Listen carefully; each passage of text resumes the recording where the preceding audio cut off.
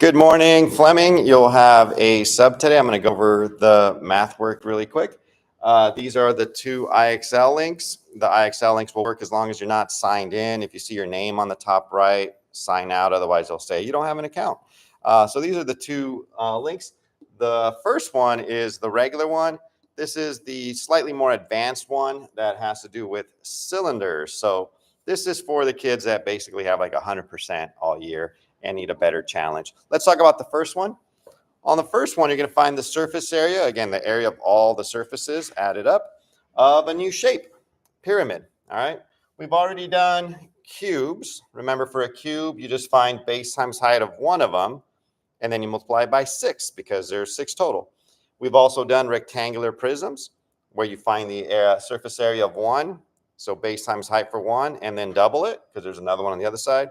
Surface area of the side, double it. Surface area of the top, double it. Add them all up, right? So you're comfortable with those two. Yesterday, we started adding triangles, right? Base times height divided by 2.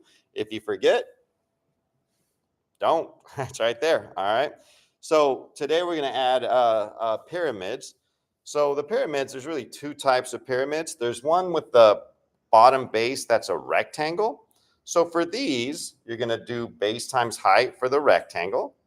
And then you're going to find the area of the triangles. The easy part is that on a pyramid, every triangle up here is exactly the same. So base times height of the first triangle.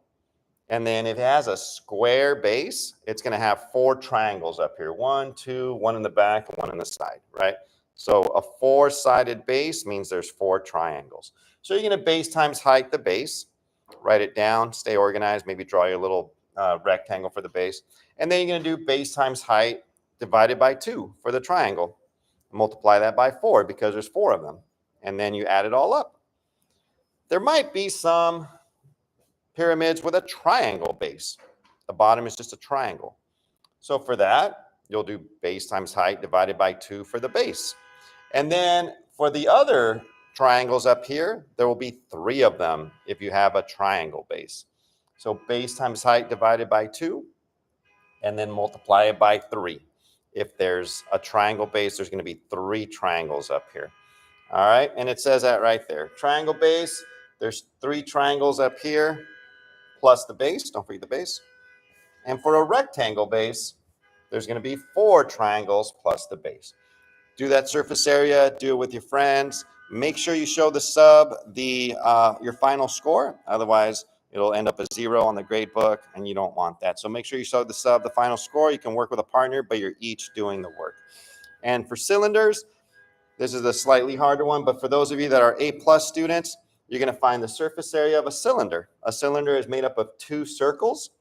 To find the area of a circle, pi times radius squared. Square the radius and then multiply by pi. And once you find the area of a circle, you're going to double it because there's another circle down here. Pretty easy so far. And then what you have left is like the tube. What's the area of that wrap that goes around the cylinder? Well, if you were to cut this and peel it out, it would be a rectangle. It would just be a rectangle that then gets wrapped around the can. So you know how to find the area of a rectangle. So for this part, you're just going to do base times height because it's a rectangle. Oh, what's the height of the rectangle? The height of the can, the height of the cylinder. That kind of makes sense. And then, well, then what's this? What's the base of the rectangle? That would be the circumference of the circle. When you unwrap that, the circumference of the circle ends up being the top of the rectangle. So how do you find the circumference of a circle? If you don't remember, it's just diameter times pi. And then you add up those 4 parts. All right, have fun today. Behave. We have a field trip coming up, so make sure you do well.